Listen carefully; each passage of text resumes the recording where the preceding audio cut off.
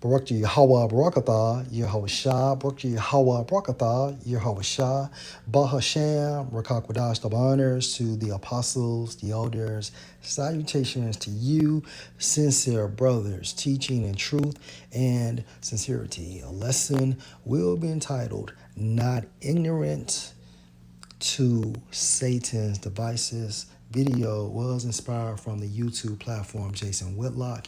Video entitled Larry Johnson Reveals How Hollywood Created a Diddy and Jay-Z for use. He came out with a quote said that you can't judge us like you judging every rapper. But sir, you're close. You have albums with these people. You have after So these are remarks Jay-Z said about his comparison with Diddy. parties with these people. You have celebrity functions where you go on trips and vacations with these people. So to say that you know nothing, even if you weren't a part of it, you have to know a little bit of something. But since they take a vow of secrecy, we're not going to be able to even scratch the surface of even if they put them on the witness stand because they all taken an oath.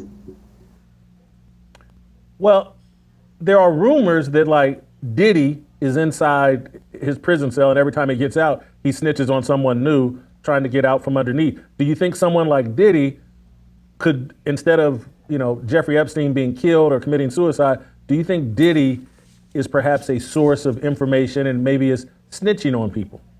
I think Diddy is the poor man's Ghislaine Maxwell. I think he's not going to snitch on anyone. I think he may allude to it, maybe subliminal to it. But like I said before, these people take oaths, and this is being put in front of our faces just to mirror the Jeffrey Epstein, scandal. And Precept.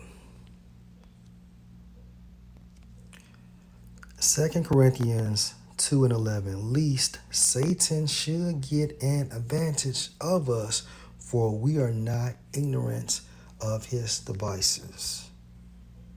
This entire fiasco of Diddy is nothing but a crafty device of Satan, a distraction.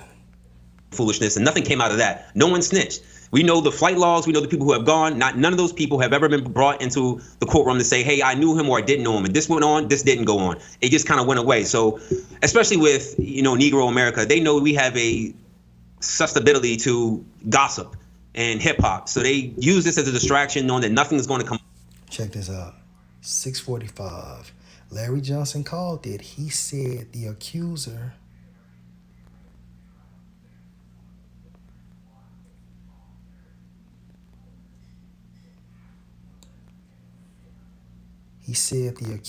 would magically change their change their story so nothing would come of it.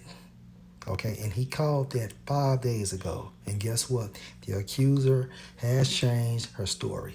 Larry Johnson called it. He said the accuser would magically change their story so nothing would come of it. It's just going to be running on and on and on, and then we get to the final show, and then they're going to say, oh, these people changed their stories, or there was always a loophole. I mean, look at the Jussie Smollett With the Jay-Z situation, did not the accuser change her story?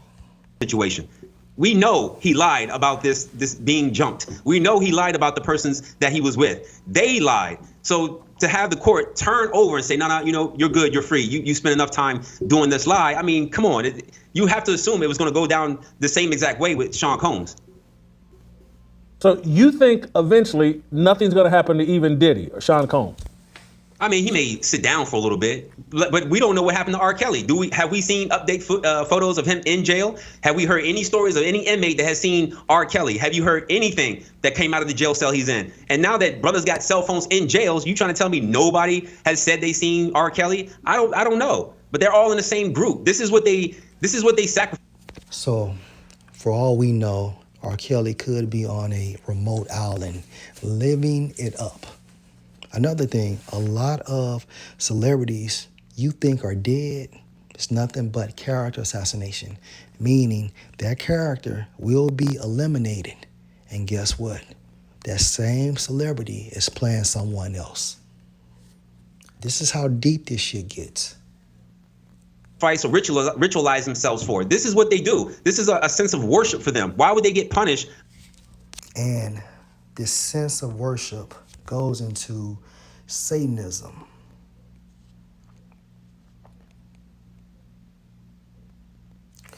Matthew 4:8, again, the devil took him Yahushua up into an exceeding high mountain, and showed him all the kingdoms of the world and the glory of them, and said unto him, all these things will I give you if you will fall down and worship me.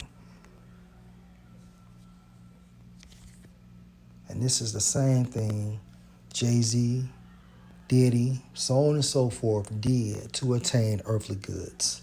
For the way they worship or encouraged to worship. Like blackmailing is the number one thing to keep people in line. So why not continue to keep doing it? Why would I get punished to do it? Larry, have you ever heard of the West Memphis Three? Yes. Yeah, okay, so the West Memphis Three was an occult-like killing of a young child, and HBO did 3 documentaries on it. And all 3 documentaries... Psalm 64 and verse 8, verse 7. But the Most High shall shoot at them with an arrow. Suddenly shall they be wounded. Okay, and that main arrow the Most High is shooting at these niggas with are the prophets via the Holy Spirit. So they shall make their own tongue to fall on themselves. All that see them shall flee away. And Larry Johnson, a former insider, is now a whistleblower. This is an example of the Most High making their own tongue fall on themselves. He's exposing the fucking industry. He's exposing the industry. People that you think are in jail may be on a fucking remote island. Okay? Did not he say 5 days ago that that girl would change her story? And guess what? She has changed her fucking story. These niggas are not prolific. They just stick to the fucking script. Ended up accusing someone different of doing the crime.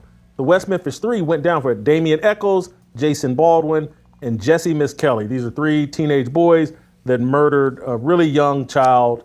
And HBO created all of this reasonable doubt with these series of 3 different documentaries accusing someone else of doing it every time. And this is where I agree and slightly disagree with you. It's like, there is some type of an occult-like ritual, because I think the West Memphis Three did it. Yeah. And I think they had to go through, the Damian Echols in particular, had to sit in prison, and then he gets sprung years later, and he becomes this celebrity. And Johnny Depp and all these people are waiting on him when he gets out of prison. And I can remember I went down this rabbit hole, and they had me convinced they were innocent. And then by the time I got to the bottom of the rabbit hole, I was like, oh my God, these guys did it. And and so that's what I almost think about Diddy and maybe even Jay-Z. It's like, you're gonna have to go through this imprisonment, humiliation, and then 10 years from now, 15, no different than the Central Park 5. You ever go down that rabbit hole? Those guys actually did it. They snitched on themselves. They did it with their parents sitting right there. They didn't rape the woman because they couldn't penetrate her, but they did do all the other stuff. But you do the time, 10, 15, 20 years, then they give you these $1 million settlements. Maybe that's what we're looking at as it relates to Diddy and Jay-Z. And maybe, but Damian Echols isn't part of the Hollywood elite. The Central Park guys aren't part of the Hollywood elite. These people are controlled. There's more money to be made through the gossip and entertainment than it would be with the West Memphis Three or the Central Park boys. Like this was going on, Sean Combs. It's a moneymaker. Not only a moneymaker, but it's a good distraction if you want to drag this along into something else. Now we know what's coming up. We know the Super Bowl is coming up, where Jay-Z still has a hand in. So that's pretty much it. Lord will, this was an edifying lesson. Shalom.